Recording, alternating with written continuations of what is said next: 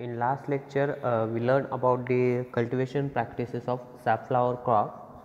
Now see the remaining cultivation practices of safflower.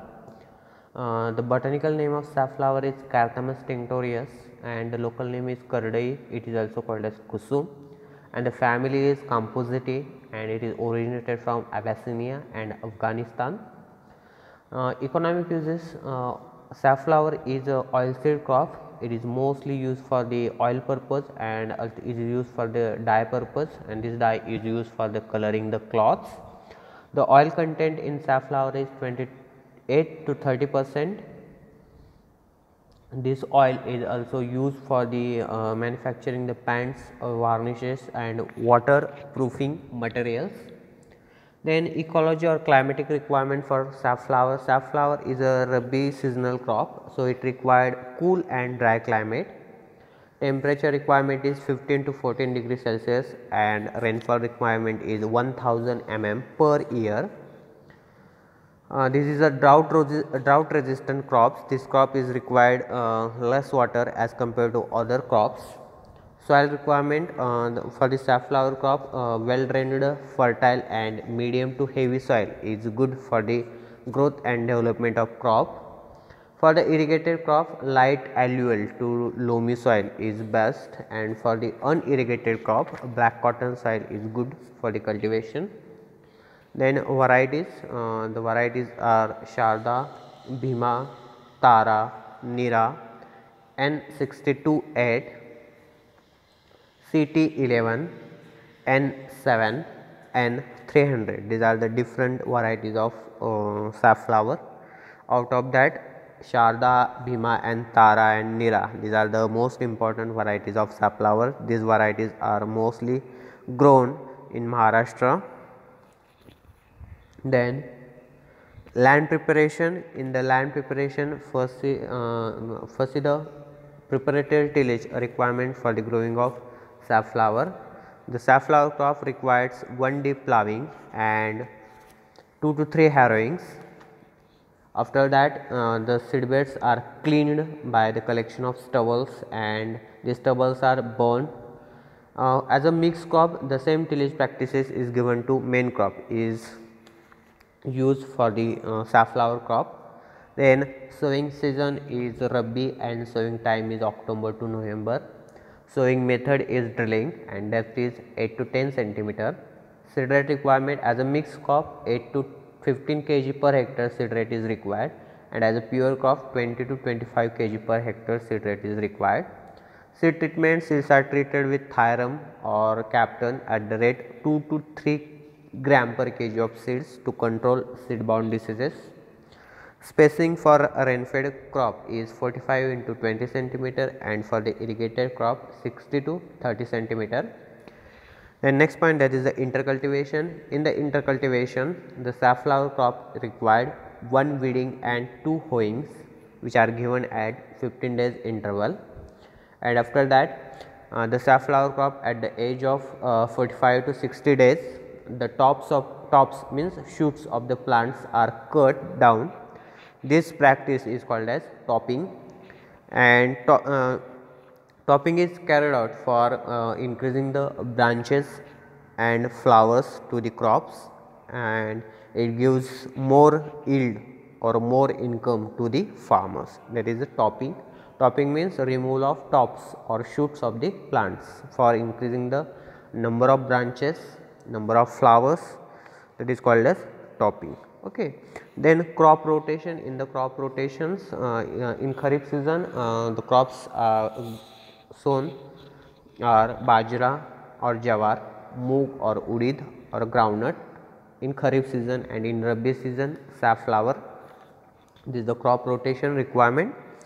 Then next point, that is the manures and fertilizer requirement for the safflower crop. In the manuring, first see the FIM requirement for the safflower. 5 to 10 tons FIM per hectare is added into the soil at the time of last harrowing. At the time of last harrowing, 5 to 10 tons FIM is added into the soil, and after that last harrowing is carried out for proper mixing of the FIM into the soil. The last harrowing is carried. Then the chemical dose of fertilizers for rainfed crop 25 kg nitrogen per hectare is applied, and for the irrigated safflower crop 50 kg nitrogen and 25 kg phosphorus is applied. For the rain-fed crop, fertilizer should be applied at the time of sowing. As a rain-fed crop, 25 kg nitrogen is applied and full dose of nitrogen is applied at the time of sowing. But in the irrigated safflower crop, full dose of phosphorus and half dose of nitrogen is applied at the time of sowing, and the remaining half dose of nitrogen which is applied at 30 days after sowing. Okay. This is the manuring and fertilizer requirement for the safflower. Then the irrigation requirement. Irrigation means water management. Safflower is a drought resistant crop. Drought resistant crop means this crop is required less water as compared to other crops. Hence, it is generally grown as a rain-fed crop on a stored moisture. Okay. This crop is mostly grown on a rain-fed crop because this crop is required less water. So, it is called as drought resistant crop. And this crop is grown on stored moisture, means in the kharif seasons the water or rainwater is stored into the soil, and this stored water is used as a growing of safflower. Then as a irrigated crop, first irrigation is given before the sowing, and the other irrigation should be given at flowering and grain filling stage. Okay. As a irrigated crop, the first irrigation is given before the sowing of crops, and second and third irrigation which is given at flowering and green filling stage, means flowering stage which comes 35 to 40 days after sowing, and grain filling stage is 65 to 70 days after sowing respectively. This is the irrigation management in safflower. Then harvesting, this is the most important point, harvesting of safflower. Okay. The time of harvesting is depend on the variety. Okay, some varieties are matured early, some varieties matured late. So the time of harvesting of safflower is depend on the type of variety, the early variety or late variety, or as a crop, rain-fed crop or as a irrigated crop. Okay. Then for grain purpose, the safflower become mature in about 120 to 125 days after sowing. For the grain purpose, the safflower which is matures within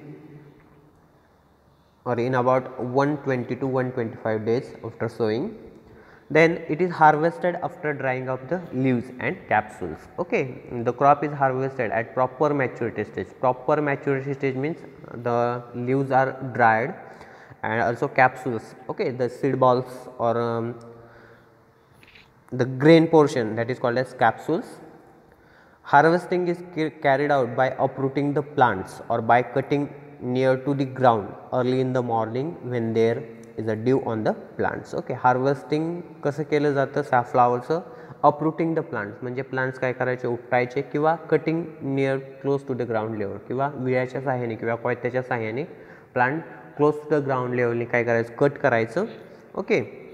harvesting कधी केलं जातं, early morning किंवा मॉर्निंगमध्ये म्हणजे सकाळी लवकर मॉर्निंगला harvesting केलं जातं. Wien due on the plants म्हणजे दवबिंदू जेव्हा प्लांट्सवरती अवेलेबल असतील तेव्हा काय केलं जातं, हार्वेस्टिंग केलं जातं. ओके. त्याच वेळेस किंवा त्या स्टेजला का हार्वेस्टिंग करायचं, कारण सॅफ्लॉवर ह्या क्रॉपला काय कसं आहे, थॉर्नी म्हणजे काटे असतात. ओके. जर आपण दुपारी हार्वेस्टिंग केलं तर काय होतील, ते काटे आपल्याला काय होतील, लागतील, इजा होतील आणि आपल्याला प्रॉपर हार्वेस्टिंग व्यवस्थित हार्वेस्टिंग करता येणार नाही. म्हणून अर्ली मॉर्निंग किंवा मॉर्निंगला सकाळी काय असतं, त्याच्यावरती दवबिंदू असतात, त्याच्यामुळे ते काटे आपल्याला काय होत नाही, टोचत नाहीत. त्याच्यामुळे हार्वेस्टिंग कधी करायचं सॅफ्लॉवरचं, मॉर्निंगला केलं जातं जेव्हा त्याच्यावरती दवबिंदू ड्यू असतात तेव्हा. ओके. कारण त्याचे काटे आपल्याला टोचत नाही म्हणून मॉर्निंगला हार्वेस्टिंग केलं जातं. The plants are heaped for a few days for drying. Okay. Cut केल्यानंतर किंवा अपरूटिंग केल्यानंतर त्या प्लांटचे काय करायचे, हीप म्हणजे ढीग लावायचे. कशासाठी, फॉर ड्राईंग पर्पज, त्याच्यामधले एक्सेस मॉइश्चर काय होणे, कमी होण्यासाठी. Then dried plants are threshed by beating with sticks and winnowed obtain clean seeds. Okay. ते ड्राय झाल्यानंतर, ओके, 4 ते 5 दिवस काय करायचे, उन्हामध्ये ड्राय करायचे. ड्राय प्लांट झाल्यानंतर काय करायचं, थ्रेशिंग करायचं by beating with sticks. Beating with स्टिकच्या सहाय्याने किंवा बाय युजिंग द थ्रेशरच्या सहाय्याने काय करायचं, थ्रेशिंग करायचं. थ्रेशिंग झाल्यानंतर विनोईंग केलं जातं. विनोईंग म्हणजे काय म्हणतो आपण मराठीत, पाखडणी असं आपण त्याला म्हणतो. वाऱ्यावरती काय केलं जातं, पाखडणी केली जाते. त्याच्यामधील जे डर्ट मटेरियल आहे, भुसा आहे, लीव्ज असतील, ओके, दगड किंवा माती आली असेल तर काय होतील, विनोइंग केल्यामुळे काय होते ते सेपरेट होतात.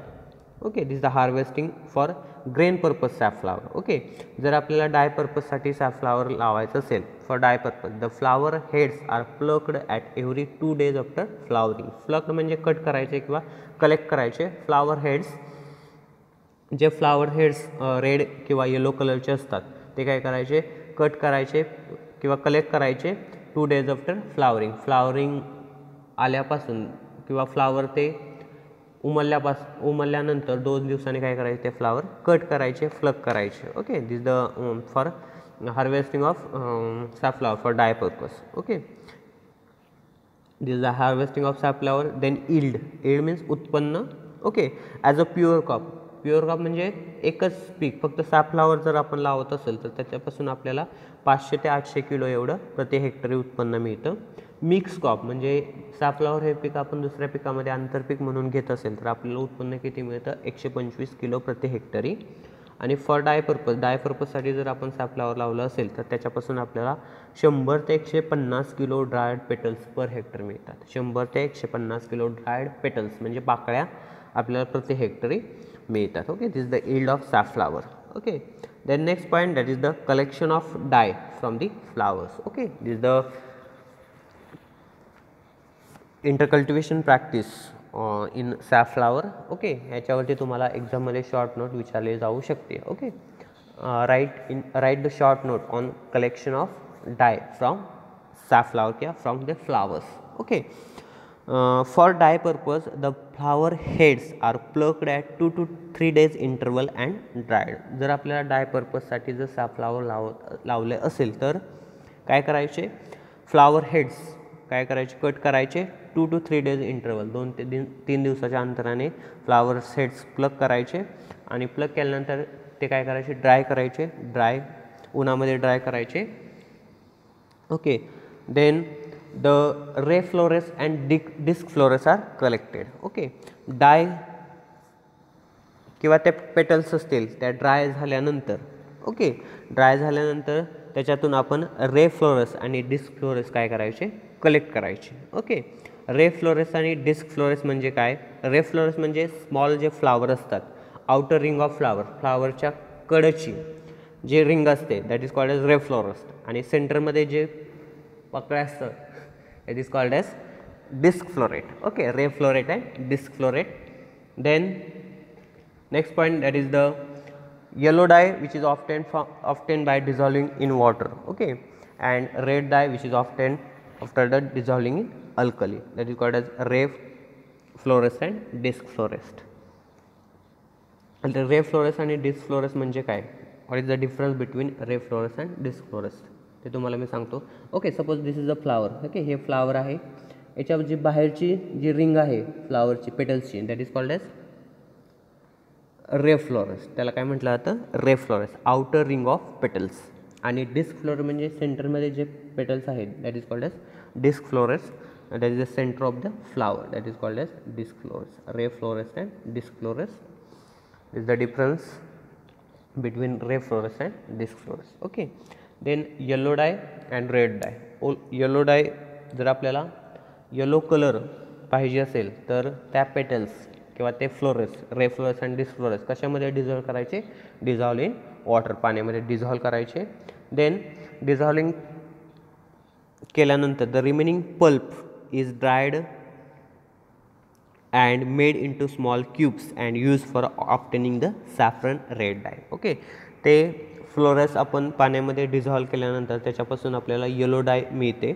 ओके, येलो डाय मिळाल्यानंतर जो पल्प राहतो किंवा जे पेटल्स राहतील remaining pulps or petals is dried, त्या काय करायच्या, परत ड्राय करायच्या and made into small cubes, त्यांच्या स्मॉल क्यूब्स तयार करायच्या and use for obtaining the saffron red dye. आणि त्या क्यूब्स कशासाठी वापरायच्या, for obtaining the red dye, लाल कलर जर आपल्याला पाहिजे असेल तर त्याच्यासाठी ह्या पल्प्स किंवा पेटल्स वापरायच्या. Then the saffron red dye is obtain by dissolving them in alkali. Okay, त्या पेटल्स आपण जर अल्कलीमध्ये डिझॉल्व केला तर त्याच्यापासून आपल्याला रेड कलर काय होतो, मिळतो. The dye is use for colouring the clothes. Okay, आणि ही डाय कशासाठी वापरली जाते? For colouring the clothes. Okay, safflower कशासाठी वापरलं जातं? फॉर ऑइल पर्पजसाठी वापरलं जातं, फॉर व्हेजिटेबल पर्पजसाठी वापरलं जातं आणि फॉर डाय पर्पजसाठी वापरलं जातं. डाय म्हणजे कलरिंगसाठी वापरलं जातं. ओके, ते डाय कशी मिळवा किंवा कलर कसा काढला जातो? इट इज फ्लावर हेड्स, जे सॅफफ्लॉवरचे फ्लावर हेड्स असतील त्याच्यापासून काय केले जाते? डाय तयार केली जाते. ओके, रे फ्लोरस आणि डिस्फ्लोरसपासून डाय तयार केली जाते. जर आपण ते फ्लोरस वॉटरमध्ये डिझॉल्व केलं तर त्याच्यापासून आपल्याला येलो डाय मिळते आणि ते येलो डायपासून आपल्याला जर ते जे पेटल्स असतील ते परत काय करायचे? वाळवायचे, सुकवायचे, ड्राय करायचे आणि ते परत अल्कलीमध्ये डिझॉल्व करायचे, त्याच्यापासून आपल्याला रेड कलर मिळतो. Okay, this the saffron red dye. Okay, हे याच्यापासून येलो कलर मिळाल्यानंतर हे डाय काय करायचे? परत पेटल्स काय करायचे? ड्राय करायचे आणि त्याच्यापासून आपल्याला रेड डाय काय होते? मिळते. आणि ही डाय कशासाठी वापरली जाते? For colouring the clothes. क्लॉथ्सला कलर देण्यासाठी हे डाय वापरली जाते. Okay, this the collection of dye from flowers. हे तुम्हाला एक्झाममध्ये विचारलं जाऊ शकतं शॉर्ट नोटसाठी. The next point, that is the important pest and diseases in safflower. First is the important pest. कोणकोणत्या पेस्टचा अटॅक होतो सॅफफ्लॉवरवरती? That is the safflower fly, safflower aphids, safflower leaf eating caterpillar. Okay, जी first image दिसते this the safflower fly. हे काय आहे? सॅफफ्लॉवर fly आहे, माशी म्हणतो आपण त्याला मराठीमध्ये. ओके, नेचर ऑफ डॅमेज काय? The maggots of fly feed on the essential organ of the florets. Okay, ज्या फ्लाय असतील, माशा असतील, ते काय करतात? जो फ्लोरेस असतात, रे फ्लोरेस आणि डिस्फ्लोरेस, ते काय करतात? खातात. Sometimes it bore into the thalamus. Thalamus जे फ्लॉवरचा पार्ट आहे ते काय करतात? बोर करतात. थॅलॅमस बोर करून आतले जे मटेरियल आहे ते काय करतात? खातात. This is the nature of damage of safflower fly. Control measure काय आहे? The affected plants are collected and destroy. ज्या प्लांटवरती आपल्याला असे सिम्पटम्स दिसतील ते काय करायचे?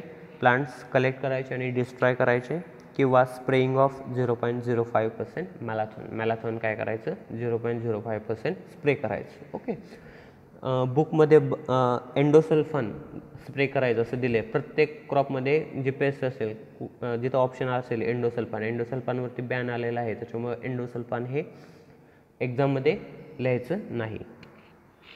Then safflower leaf eating caterpillar. Okay, leaf eating caterpillar ही थर्ड इमेज दिसते ती कोणती आहे? लीफ इटिंग कॅटरपिलर आहे. ओके, ही कॅटरपिलर काय करते? पाणी खाते. ओके, पाणी खाणारी अळी असं पण म्हणतो. Caterpillar feed on the leaves and defoliate the plants. Okay, पाणी खातात त्याच्यामुळं काय होते? डिफॉलेट द प्लांट्स, पाणी काय होतात? गळतात. It also damage the tender capsules. जे टेंडर कॅप्सूल्स असतात, कोवळी जे बॉल्स असतात ज्याच्यामध्ये सीड्स तयार होतात, ते काय होतात? ऑल्सो डॅमेज होतात ह्या पेस्टमुळे. कंट्रोल मेजर आहे collect and destroy the caterpillars. Caterpillars म्हणजे अळी कलेक्ट करायच्या आणि डिस्ट्रॉय करायच्या किंवा डस्टिंग ऑफ 10% कार्बोनेट डस्ट करायचे ॲट द रेट 20 kg पर हेक्टरी 20 किलो एवढं कार्बोनेट काय करायचं? डस्ट करायचं. देन तिसरी पेस्ट आहे सॅफफ्लॉवर ॲफिड्स. ओके, ॲफिड्स ही सेकंड इमेज दिसते दिस द ॲफिड्स आहेत. हे ॲफिड्स आहेत. ॲफिड म्हणजे मावा असं मराठीत म्हणतो. ओके, ॲफिड ॲसिड आणि थ्रिप्स हे काय करतात? It suck the cell sap from the लीव्समधील जे सेल सॅप असतो तो काय करतात? सक करतात. It is the serious pest of safflower. सॅफफ्लॉवरची ही सिरियस पेस्ट आहे, ह्याच्यामुळे खूप नुकसान होतं पिकाचं. Nymphs and adult suck the cell sap from the leaves and stem which result in stunted plant growth and low yields. Okay, काय करतात? It suck the cell sap from the लीव्समधून cell sap suck केल्यामुळे ते plant काय होतं? Stunted म्हणतात, म्हणजे त्याची वाढ काय होते? खुंटते आणि त्याच्यामुळे काय होतं? उत्पन्न कमी येतं. Okay, these are the important pests of safflower. That is the safflower fly, this the safflower fly, this the safflower aphids and this the safflower leaf eating caterpillar. Okay, then important diseases. There are two important diseases of safflower, that is the rust of safflower and bacteria blight. Okay, first is the safflower rust or rust of safflower. Okay, या दोन images दिसत आहेत. This is the safflower rust आहे. Symptoms काय आहे, small brown pustules of rust are found on cotyledons in seedling stage which may cause wilting of plants. Okay, small brown कलरचे spots कशावरती दिसतात, आढळतात, इनिशियल स्टेज म्हणजे जेव्हा कॉटिलोडन्स किंवा जेव्हा जर्मिनेशन होतं तेव्हा त्याच्यावरती आपल्याला स्मॉल कलरचे ब्राउन फिश्यूल्स म्हणजे स्मॉल स्पॉट्स ब्राउन कलरचे पडलेले दिसतात. त्याच्यामुळे काय होतं, it causes the wilting of plants पूर्ण ड्राय होतं, विल्ट होतं. Later phase the disease appear on the leaves, flower and capsules. Initially आपल्याला सीडलिंग स्टेजवरती जेव्हा कॉटिलोडन्स किंवा जर्मिनेशन होतं तेव्हा त्याच्यावरती आपल्याला स्मॉल कलरचे ब्राऊन कलरचे स्पॉट दिसतात. हळूहळू त्याचं इन्फेस्टेशन कशावरती होतं, लीव्ज, फ्लावर्स आणि कॅप्सल्सवरती इन्फेस्टेशन आपल्याला झालेलं दिसतं. कंट्रोल मेजर काय आहे, ट्रीट द सीड्स विथ थायरमची ट्रीटमेंट करायची at the rate 3 gram per kg of the seeds, किंवा कॅप्टन बुरशीजन्य आहेत हे थायरम किंवा कॅप्टनची सीड ट्रीटमेंट करायची before the sowing of seeds. Grow resistant varieties, अशा व्हरायटी लावायच्या की ज्याच्यावरती हा रोग येत नाही. आणि स्प्रे 0.3% डायथेन किंवा M45 at 15 days interval at 3 to 4 times. Okay, 3 ते 4 वेळेस 15 दिवसाच्या अंतराने डायथेन 0.3% काय करायचं, स्प्रे करायचं, जेणेकरून हा डिसीज काय होईल, कंट्रोल होईल. आणि सेकंड डिसीज आहे बॅक्टेरियल ब्लाईट. ओके, ह्या दोन्ही इमेजेस आहेत ते कशाचे आहेत, बॅक्टेरियल ब्लाईटचे आहेत. ओके, सिम्टम्स काय आहेत, dark water soaked lesions appear on the stems and leaf petals. Okay, water soaked म्हणजे पाण्याच्या किंवा पाण्याचा जसा कलर असतो व्हाईटिश, त्याप्रमाणे पानावरती इथं दिसते बघा, पानावरती लेजन्स पट्टे पडलेले दिसतात. Water soaked lesions appear on the stems and leaf petals. Control measure काय आहे, स्प्रे स्ट्रेप्टोसायक्लिन स्प्रे करायचं in 500 ppm for 2 to 3 times. 2 ते 3 वेळेस 500 ppm एवढं स्ट्रेप्टोसायक्लिनचं द्रावण करायचं आणि स्प्रे करायचं, जेणेकरून हा डिसीज कंट्रोल होईल. किंवा ग्रो डिसीज रेजिस्टंट व्हरायटी व्हायच्या, जेणेकरून हा डिसीज काय होईल, कंट्रोल होईल. Okay, these are the important diseases of safflower. that is the rust of safflower and bacterial blight. Okay, this is the whole information about cultivation practices of safflower. Thank you.